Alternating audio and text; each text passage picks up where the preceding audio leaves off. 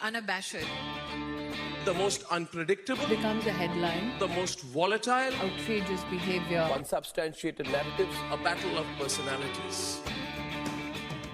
Welcome to Grand Tamasha, a co-production of the Carnegie Endowment for International Peace and the Hindustan Times. I'm your host, Milan Vaishnav. On Sunday, votes were finally tallied in 4 states which went for elections this past month, the last tests parties and candidates will face before the general elections in April and May of next year. After much anticipation, counting day left very little to the imagination. In a big setback for the Congress Party and the opposition alliance more broadly, the BJP won decisive elections in 3 big Hindi belt states, Chhattisgarh, Madhya Pradesh, and Rajasthan. The lone Congress victory came in the southern state of Telangana, where it displaced the once dominant regional party, the BRS of K.C. Rao. To discuss these results and what they tell us about the race for 2024, I'm pleased to welcome back to the podcast 2 of our colleagues from the Hindustan Times. Sunetra Choudhury is HT's political editor, and Dipankar Ghose serves as HT's deputy national editor. We're talking today in the Hindustan Times studio in New Delhi. Guys, thanks for coming on. Thank you for having us. Thanks, Milan. So, Sunetra, let me start with you. Kind of big picture, 30,000-foot question. What, in your mind, are the key takeaways or the lessons from these elections, if you had to kind of summarize them for, a global audience?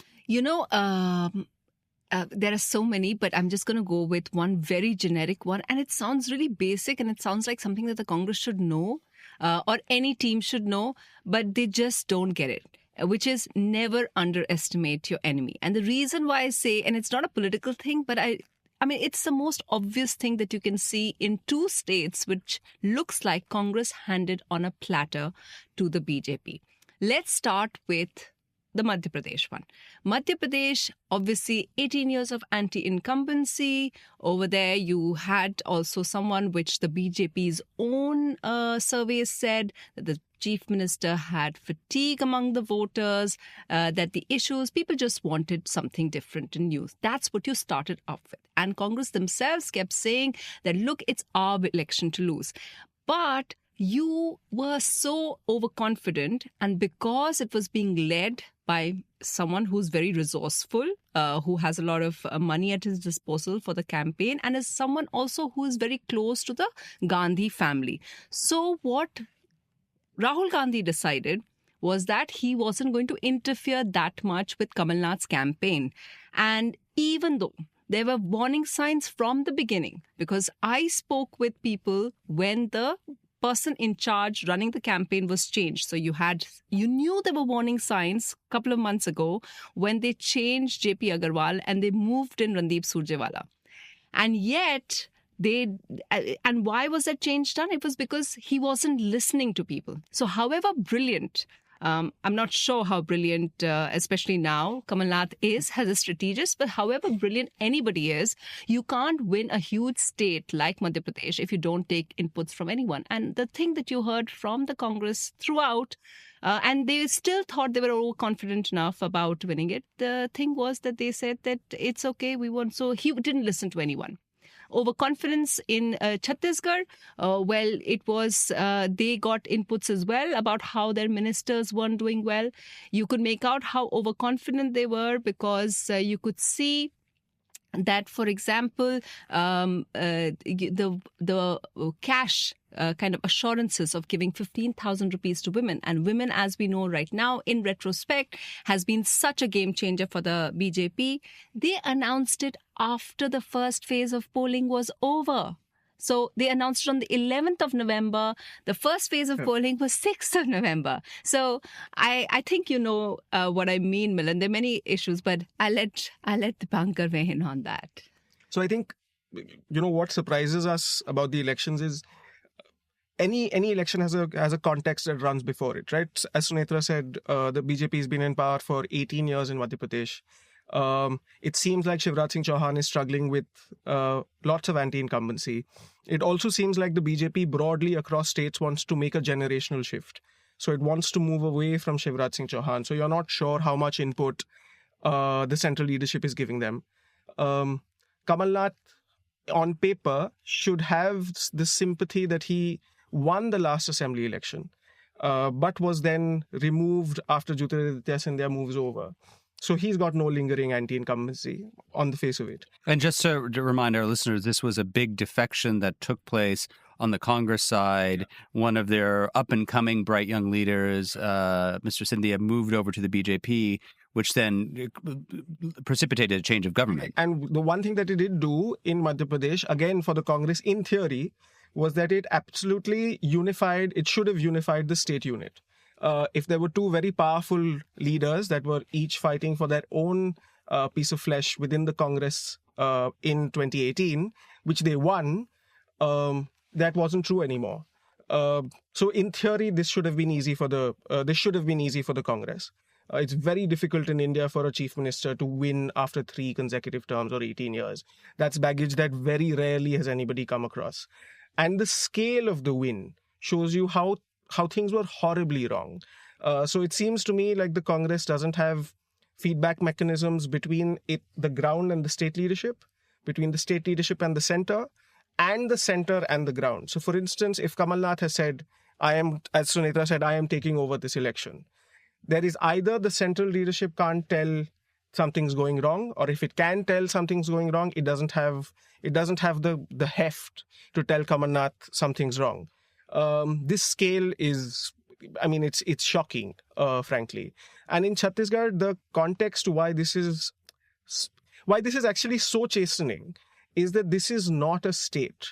For all of Baghel's posturing, this is not a state that should have been a challenge. This is a state that elected a Thakur chief minister, Thakurs have 1.52% of the population, for 15 years, very comfortably. This is not a state that is really divided on caste lines, yet you played this OBC card to the hilt, which only kind of controls the central part of rural Chhattisgarh. So it's a fundamental misreading of the state. There are 2 parts of that state that vote en masse, and those are the 2 tribal regions. 14 seats in the north, 12 seats in the south. When the Congress won so well in 2018, they won all 14 in the south. In the north, they have now lost all 14. So it's like a 28 seat swing right there. So these misreadings of the ground is what makes Chhattisgarh and Madhya Pradesh, so difficult to swallow. Because I think fundamentally Rajasthan is a state that keeps shifting. So you would have perhaps forgiven Mr. Gehlot for not coming over the line, though there are mistakes there as well, and they've done decently in Telangana. These 2 states make a difference in our headlines today.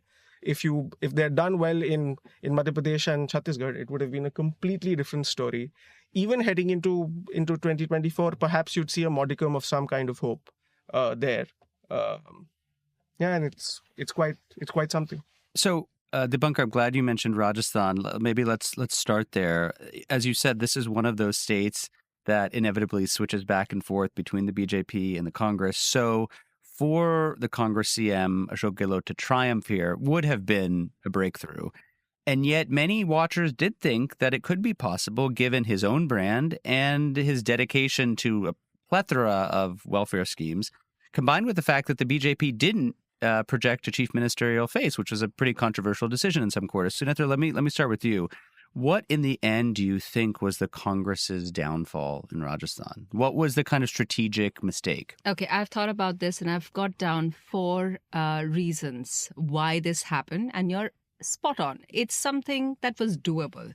So I'm just going to quickly run through those. One is, of course, the inability of the leadership to control their troops. For example,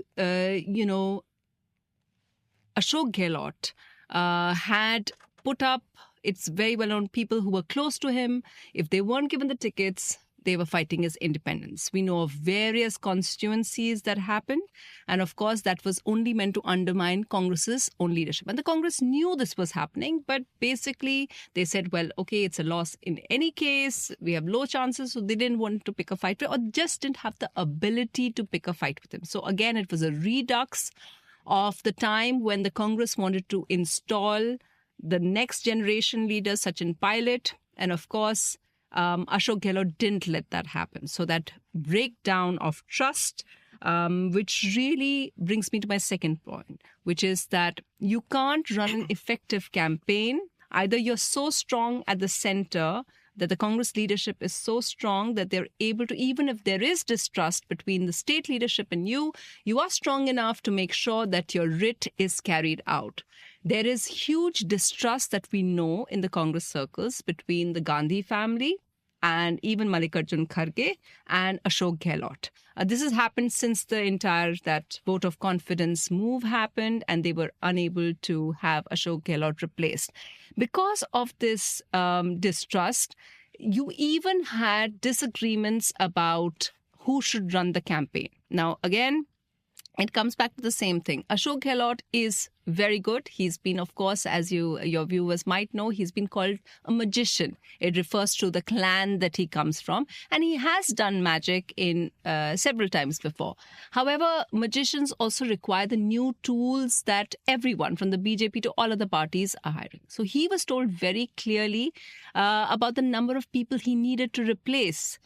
He, of course, didn't do that. So a lot of the people who are associated with him, they didn't take, and he refused to take help from the Congress's new strategist who seems to have worked wonders in Telangana, Sunil Kanugulu. But he told Sunil Kanugulu that he didn't need his help. He preferred to go with his own strategist. So that's reason number 2. Reason number 3, of course, which we see playing out very clearly, is the lack of alliance. I was speaking with the various people who are involved with the campaign, including Gaurav Gogoi, who was part of the team that came up with, gave the tickets.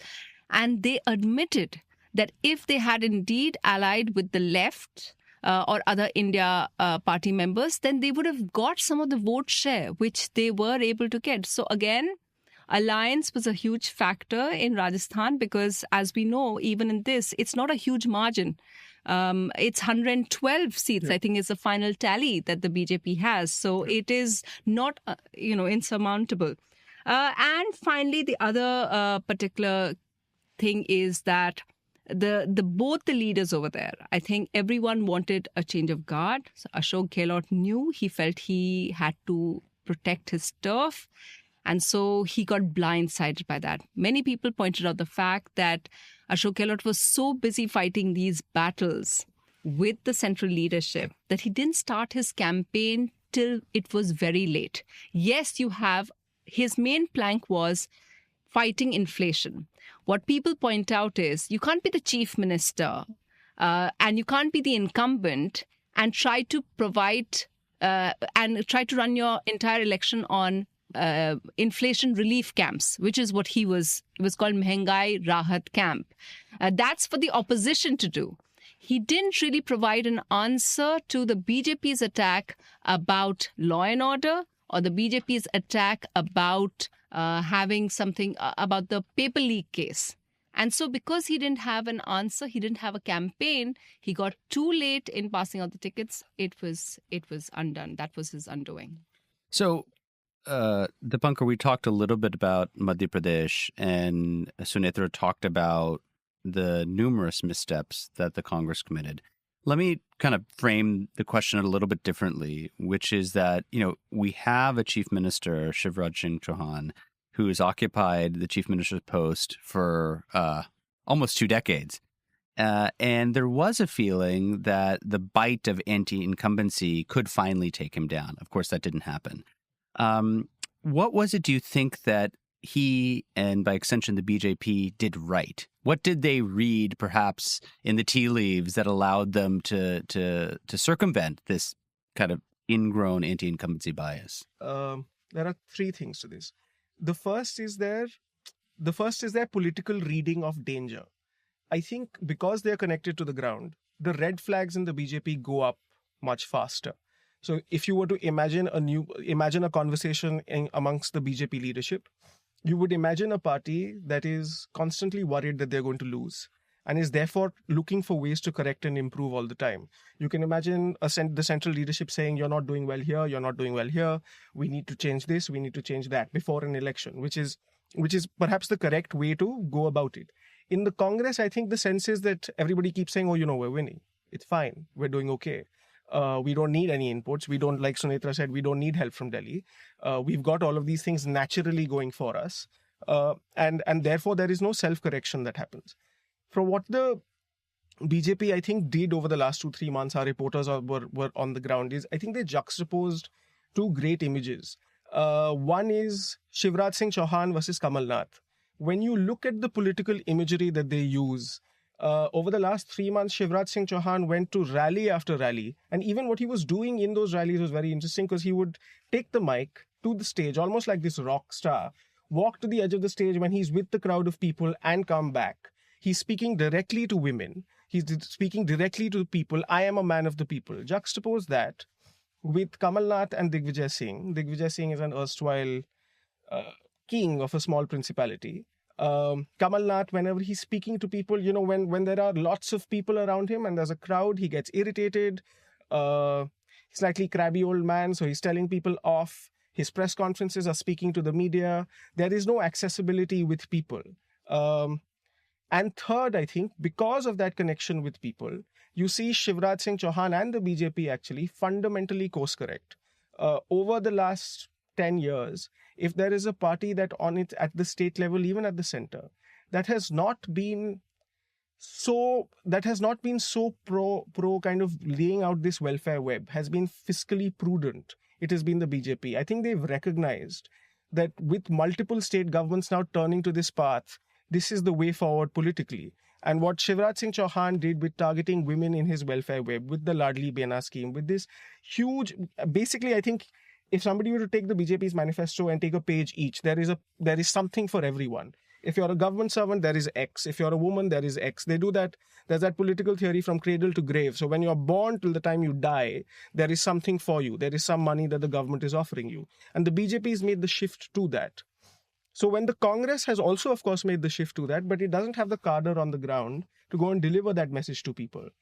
And there is a credibility with and there's an earnestness with how the BJP approaches people and says, we need your vote. I am, particularly during elections, I am here for you. And I think the Congress kind of approaches elections to say, oh, you've gone through 18 years of them, you need us. And just that fundamental difference in how they approach elections and that arrogance is something that hurts them, I think, in an election. Dipankar, let me just stay with you and ask you about Chhattisgarh, because this is a state you know very well. You spent several years there as the Indian Express correspondent. The Congress was pretty confident about its ability to retain the state, albeit have been. Not by the same margin as 2018, but they thought that they would kind of squeak through. And as we were watching the returns yesterday, it looked like maybe they would, right? The early returns were quite positive. And then as the hours went by, that graph came down and down and down. Given your time in the state, you weren't as surprised as some outsiders. Tell us why. Because there are, again, two reasons. Number one is that I think anybody analyzing the 2023 results has to forget about 2018. This is a very young state. It was only carved out of Madhya Pradesh in the year 2000, which means it's seen now 4 assembly elections. The first 3 assembly elections, where the BJP won with 50, 50 and 49 seats, there was a 1.5% to 2% vote share gap. So fundamentally, it's a state where both parties are very strong. It's by its nature, it's a close run thing. 2018 was a unicorn. Was 15 years of Raman Singh. People are tired. I think everything has coalesced to a point where there's now a 10% vote share gap. That cannot be your marker. So I think the Congress would have been smart to readjust in their imagination of how difficult the election would be to something the state has been for 3 of those 4 elections. That's number one. Number two, I think the reason I wasn't surprised was because I spent 4.5 years there between 2015 and 2019, which means I saw the start of this Congress government from Chhattisgarh. And it was like their imagination of Chhattisgarh was different to the previous 18 years that I'd ever seen. For 18 years, Chhattisgarh was told that it was a tribal state. There are above 30% tribals, both concentrated in 2 pockets, which means that when they vote, traditionally they vote together, which is why you will always see tribal issues, Bastar, Maoism in the north, in the south, Sarguja in the north. These are places, if you win these, you win them together. So when Congress wins Bastar, it wins 9 of 12 seats. when the Congress wins Sarguja, it wins 14 of 14 altogether. The rural plains are seats that there is very difficult for there to be a sweep, because it's like the Hindi heartland. There are urban seats in between where the BJP is traditionally very strong, and there are castes like there are everywhere else. But Chhattisgarh isn't a place that's very militant about caste, about voting on caste lines, which is why it's very difficult for you to have blocks of votes, blocks of seats. But where at December 2018, there is this huge leadership struggle that's broken out. One of the reasons for that is that when they win 2018 with 68 seats, there's this perfect symmetry that happens where there are about 3 or 4 chief ministerial hopefuls. The Congress goes in with no face. There is Mr. Singhdeo in the north who says, I will be chief minister. So all of North Chhattisgarh votes for him. You have Mr. Tamrudat Sahu, who is an AICC member, who is the Sahu face, which is I think the only caste that votes together, only OBC section that votes together. He could be chief minister, so the Sahus vote for him. Charandas Mahant, he could be chief minister, so they vote for him, and Mr. Baghel in the center. So now Mr. Baghel is picked, and one of the reasons why he's picked, and apparently part of a 2.5 year seat sharing agreement with Mr. Singhdeo, is because suddenly Chhattisgarh is an OBC state, and you have Lok Sabha elections in 6 months, and the OBCs will take you through, but the OBCs aren't really a unified caste. So what happens in May 2019 is that after you won 68 of 90 in December, you win 2 of 11 in May 2019. That's where that argument should have rested. It should have been done. In fact, where the OBCs are strongest, which is Durg, the chief minister's constituency, they lose by 4 lakh votes. But they've persisted. So all of the Congress's pitch to the Chhattisgarhi people is this Chhattisgarhiya identity, which is Mr. Baghel basically, he'll stand out there with his hand and get whipped on his hand like there's a custom. The problem is that's a custom for about 25 seats in Chhattisgarh. No tribal knows what that is. No tribal speaks Hindi. So there are almost 3 different republics. And if you cater to just one constituency, you're going to get results from that just one constituency. And you won't get those results because the Sahus have moved back. So it became apparent that while he had created this image of him being the singular leader, he had also kind of trampled on, and I guess that's natural. There was a leadership crisis within the Congress, and somebody had to come out on top, and there was a 2.5 year agreement, but no political leader kind of gives that up. In that effort, Mr. Singhdeo in the north stood completely diminished. 1, because the leadership hadn't given him what he wanted to. 2, because among his people, they thought he didn't fight for them. His party workers didn't think he would fight for them. So in Sarguja, there's no message left. What do you tell the voter? Why are you voting for me? So they'll vote for the BJP. Mr. Sahu had lost complete relevance. He was Home Minister for 5 years, but didn't say anything. So the Sahus have moved back. So I thought actually the conditionalities were there for the Congress to not win.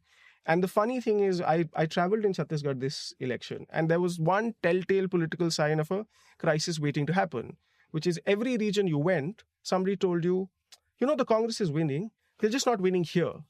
So when you keep going, if the Congress is not winning here, and the Congress is not winning here, and the Congress is not winning here, where are they winning? And eventually when the BJP has localized the election, that's when the numbers add up and you don't win.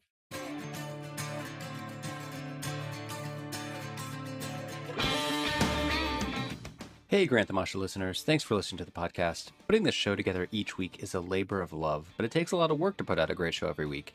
If you'd like to support the work we do at Grant Tamasha, please visit ceip.org/donate. Don't forget to subscribe to us on Apple Podcasts, Google Podcasts, Spotify, or on your favorite podcasting platform, so you'll be the first to know when a new episode rolls out.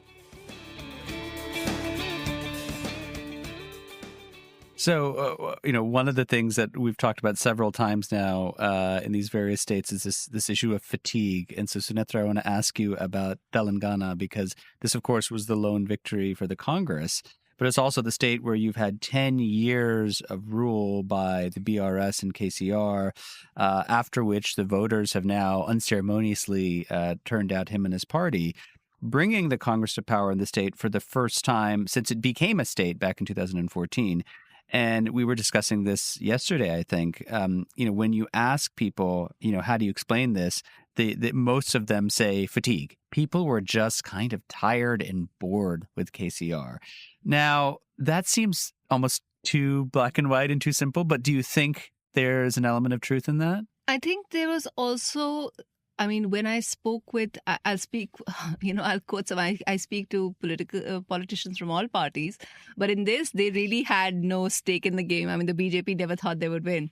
So a friend of mine who is the BJP MP there, he said very clearly that, look, I think the perception of the TRS, the BRS being corrupt has actually really gone down to the ground. And he said that we might do well if if Kavita is arrested and if the BJP can really distance itself from it. Otherwise, it's the Congress which is going to really, really do well. And I think that what's also interesting is that all of the things that we say that the BJP did right everywhere else, especially Madhya Pradesh, the thing is, I think one of these, I started out by saying that you can't underestimate your opponent. And these are not political kind of truisms. These are just general, like how to live your life kind of truisms in sports as well. The other truism is, of course, that, work hard. You really got to work hard, right? And I think that every election kind of just drives home that simple point, and you see the politician who works really hard just does better. Yeah. So how did Mamata get so many seats, and how did she get that amazing 2021 victory when BJP threw everything at them? Because she worked harder than them. She got herself in a wheelchair and went to every rally for a month in that wheelchair. You know what I mean? And the messaging was straight, and she knew what her messaging was, and she worked hard to make sure it was there.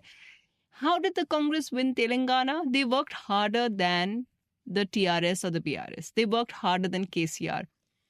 I think one of the things that people have been saying about KCR is the same thing that people said about Amrinder Singh in Punjab, that he was a chief minister who wasn't seen well, he wasn't all over the place, he wasn't himself, he wasn't speaking like he would. I think all of these charismatic leaders, if they lose their connection with the people, there isn't. The people don't want to pass that on to their children. And we've seen that in several cases across. And what the Congress was able to do over here, which they obviously didn't think necessary in Madhya Pradesh or in Rajasthan or in Chhattisgarh, is that they started working on it a year or more, 2 years in advance. They figured out, there was a whole leadership there. They figured out, I think, more than a year before that leadership wasn't working. They needed to change them. So you had a complete change of the team that was there in Telangana from the Congress side. They put them in there. They made sure that they had modern tools of elections, which is why I think that this Sunil Kanagalu, he tried to help the other states here because there was no big ego. Everybody was new. They listened to him and they played this. So they had lots of welfare schemes. And we know, of course, going by the various other instances, the BJP's playbook, that welfarism works in India, especially when you have distress in many areas, then welfarism works. And so the Congress was able to impress upon people that they had a narrative, they had people who worked hard. And obviously, Revant Reddy is a face who worked for the people. They found him an attractive option. And that's what we're seeing there. So this is going to be kind of a difficult question to answer, perhaps, about the Congress, given everything both of you have said. I mean, obviously, today they're sort of licking their wounds, right? I mean, these losses were deeply felt. They had hoped to limit the BJP's gains to maybe one state at most.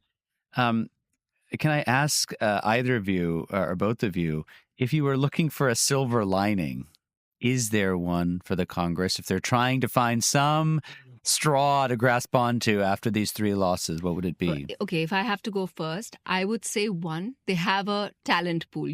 They have a talent pool because you saw that at work in Karnataka.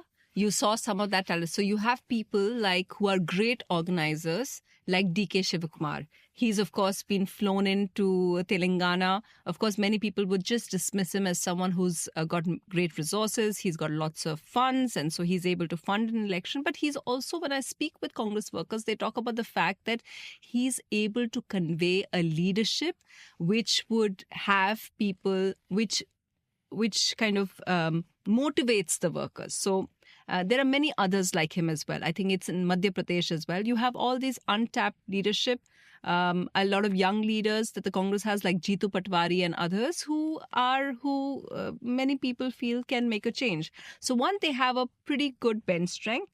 The other thing, of course, is that Mallikarjun Kharge, in some ways, many people feel the best thing that the Congress did for itself was to ensure that the Gandhis weren't anywhere near the top of the leadership, that Mallikarjun Kharge became Congress president.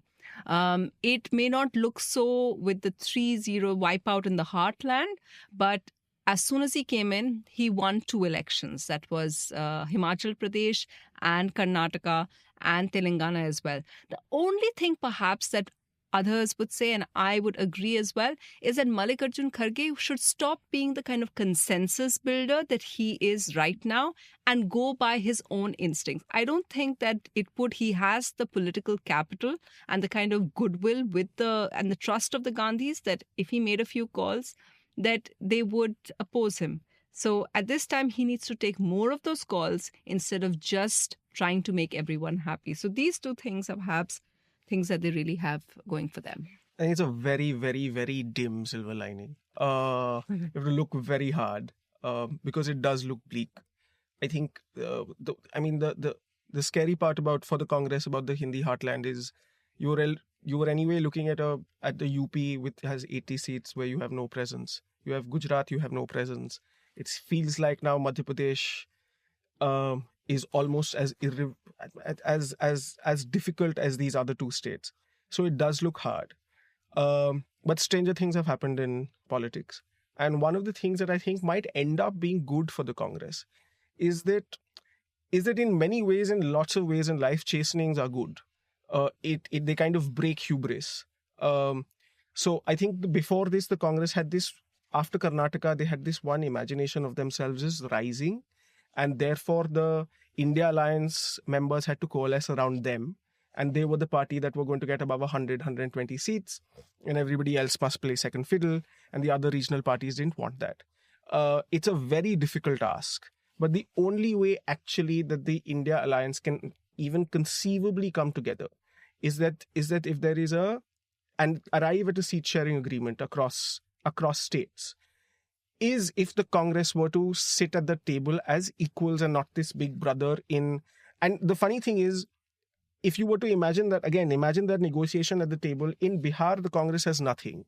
But the Congress was entering those conversations in Bihar saying, oh, look, we've got 20 seats in Madhya Pradesh or 20 seats in Gujarat. Therefore, we must get more. Now you don't have them. So that regional member is going to tell you, look, take your 5 seats that you can win and leave us the other 35. If they were to come together, that's still a political challenge for the BJP to counter, because the more they localize an election, particularly in states where castes are important like Bihar or in other places, it gets more and more complicated. The other thing that is a little bit of a silver lining is, I think that if you look at Telangana, for instance, they've got Andhra votes with the national elections. Andhra is the neighboring state. It does feel like at least in that region, the Congress is rising. There are 19 seats, Lok Sabha seats up for grabs in Telangana. Hopefully, the Congress can put itself as an opposition there. The only danger, I think, for the Congress even there, and I think they have to spot it quickly, is that even in 2018, whether TRS had won 88 seats or close to 100 seats of 119, in the Lok Sabha elections, the BJP won 4. Now the BJP's got 14% of the vote. And there will be lots of voters that will say, what is the point of voting for the BRS? So the moment that election becomes polarized, national elections becomes polarized between the Congress and the BJP, you can also imagine a universe where the BJP rises in Telangana and Andhra. But in these options, as long as the Congress is in the conversation, it's never done. There is actually no point for the Congress to, like us as commentators, sit here and go, we can go, the election's done in 6 months, what's the point? As Modi said yesterday, you can almost write the script already. If the Congress were to do that, then it really is done. If the Congress were to feel like, okay, it is at this point now where we kick out the old guard, bring in new people, fill it with new narratives, find a way to connect to the ground, and importantly, talk to our allies in cogent ways that don't insult them, there is perhaps a small pathway back. Well, I would just add maybe another one. In these 3 states, you guys will know the numbers better than I, but, the Congress got close to 40% of the vote, right? So still, despite whatever challenges they may have, 4 out of 10 voters still decided that the Congress was good enough. So I saw a right? Congress leader tweet that if these percentages were to hold, it means they win 20 Lok Sabha seats in these 3 states, across these 4 states. Which would be a good number in your mind or a bad number? It'd be a terrible number, but it'd be a better number. Sunetra, obviously the question everybody is asking the day after is, what does this mean for the 2024 race, right? And in some ways, I guess this could be a very short answer, which is, well, it means that the party that we thought that was in pole position is even better positioned than we thought. Is the BJP, do you think, going to take their foot off the accelerator because they're sitting much more comfortably today than they were just 24 hours ago? I don't think they ever take their foot off the accelerator. Yeah. That's really how they do it. This goes back to the hard work that you were mentioning earlier. Yeah. But, I think that the BJP also has various lessons that they have learned in the last year. The only thing is that it looks like most of the times that they are picking up those lessons, whereas the Congress isn't learning those lessons. And one of the things that perhaps that we can take from this is that the BJP should have learned by now that one size doesn't fit all. So I think the attempt right from the beginning of this year was to go on to the next guard and fresh faces, right? And it's BJP's classic way of getting rid of anti-incumbency. And yet the lesson that they've learned, especially in this election and the Karnataka elections, is yes, you can do that in Rajasthan. They have successfully phased out Vasundhara Raje, but you can't do that in Madhya Pradesh. And you certainly didn't do that in Karnataka. So a really interesting lesson about how to go over to the next generation. And I think the BJP perhaps, that's something that they're having trouble with. And we're going to see now in the selection of their chief ministers just how they play that out. The other thing that perhaps the Congress, and which I'm really excited about seeing, is what kind of story that they have for 2024. Now, one of the things that I was talking to people is there a rethink about this entire issue about the OBC census? We know that the BJP is, even though it looks like they're really comfortable right now. They've done really well in the Hindi heartland. But we know that they are really uncomfortable about gauging with this idea. So I think the exciting thing, and I think the unknown thing is, because I don't think anyone is putting it down to a failure of the pitch of the caste census, blaming that for the Congress's loss. So it's interesting to see whether the Congress or the opposition sticks to this as the narrative, or whether they'll be forced to come up with a better or a much more kind of a narrative or a story as the opposition, which will draw people in or draw voters in more. So these are 2 things which I think are things which would surprise and which are perhaps otherwise, of course, we can all say that it's going to be 3 years, like Modi said, we are going to hear him speak in the next 15th August speech as well. But I think like Dipankar said, the unknown and I think one constant that we have every election is that we always say, oh my God, we never saw that coming, Dipankar, before I sort of ask you both to reflect on sort of next steps of the opposition, let me just ask you a specific questions about the Congress, because you and I spoke for this show several months ago about the Rahul Gandhi's Bharat Jodo Yatra. And one of the things we debated at the time was whether or not this, pretty significant exercise was going to have a long-term impact for the Congress Party organization as a whole. We've now had 10 or so months of time which has elapsed to kind of reflect on this. You're shaking your head. Does that mean that there hasn't really been a sustained impact from this effort? So I remember one of the things that we did say even then was that great effort. India hasn't seen it before. Worked for Rahul Gandhi. It worked for the Congress, but it was step 1 of 5. For it to work, it had to mean you got your states right.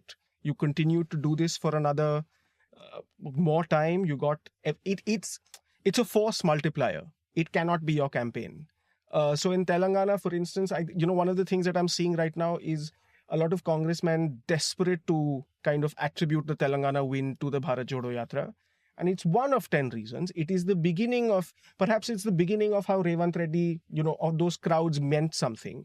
But the funny thing with the Congress is it just feels like it feels like a really, really cheap car that keeps stuttering and stops, but it has to keep moving.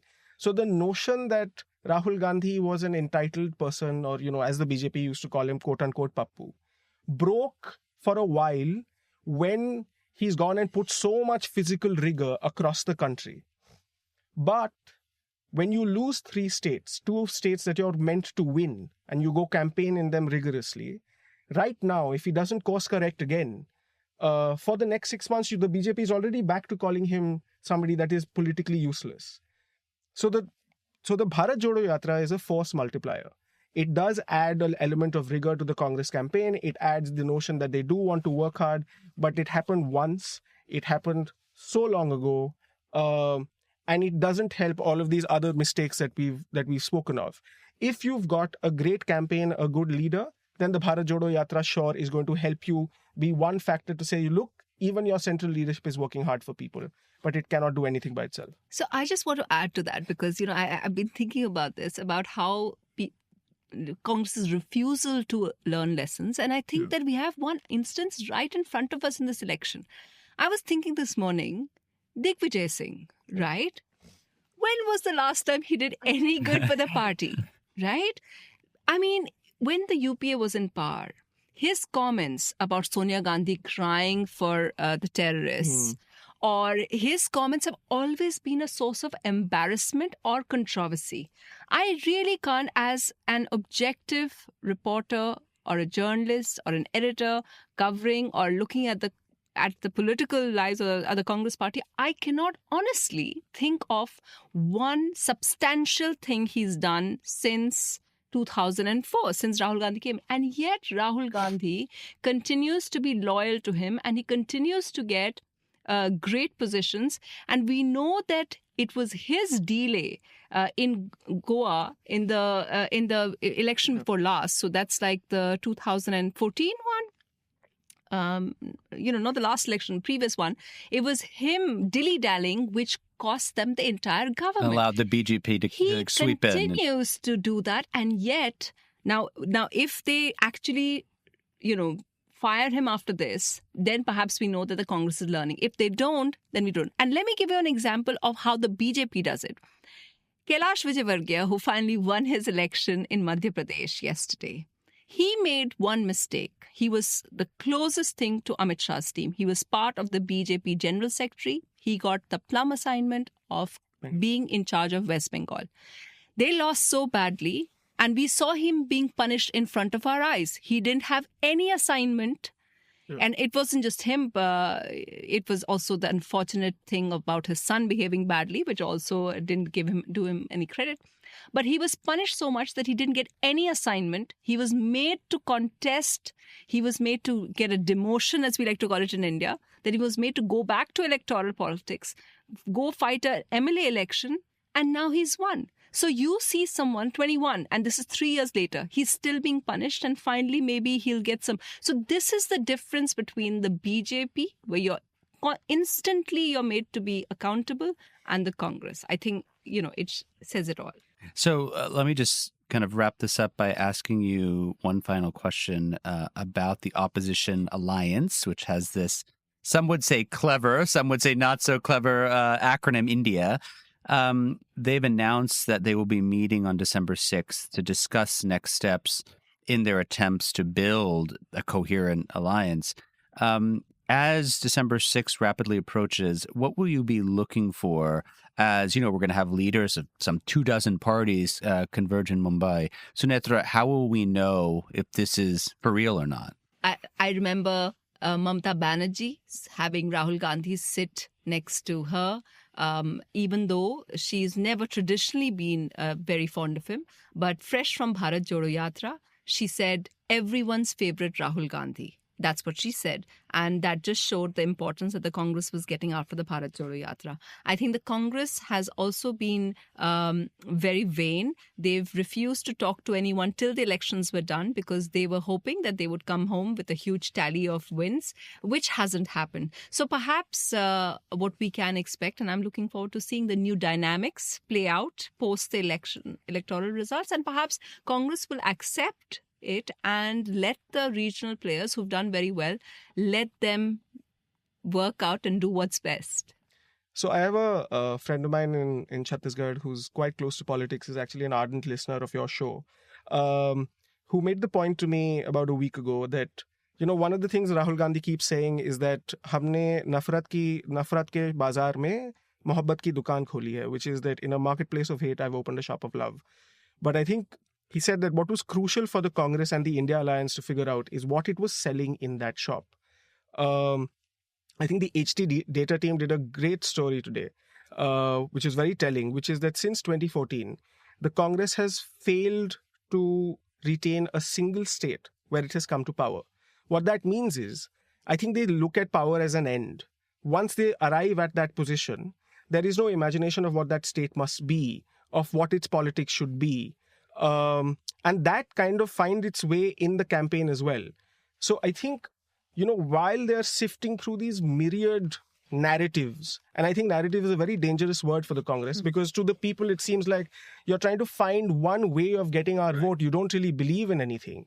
So they've gone from soft Hindutva visiting temples to militant, to proper secularism, to say that, you know, the BJP is, you know, disenfranchising Muslims, to now the caste census, to OBCs. And I think they keep shifting once every 3-4 months, and there is no sustained idea of what the Congress or the opposition believes in.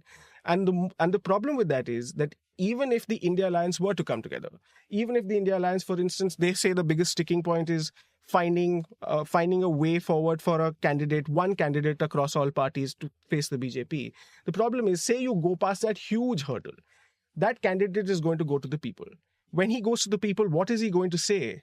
What do you stand for? Fundamentally, what are the 4 things you are offering to the people as an idea of what the country will be from 2024 to 2029, which is simply that the country will not be ruled by Narendra Modi.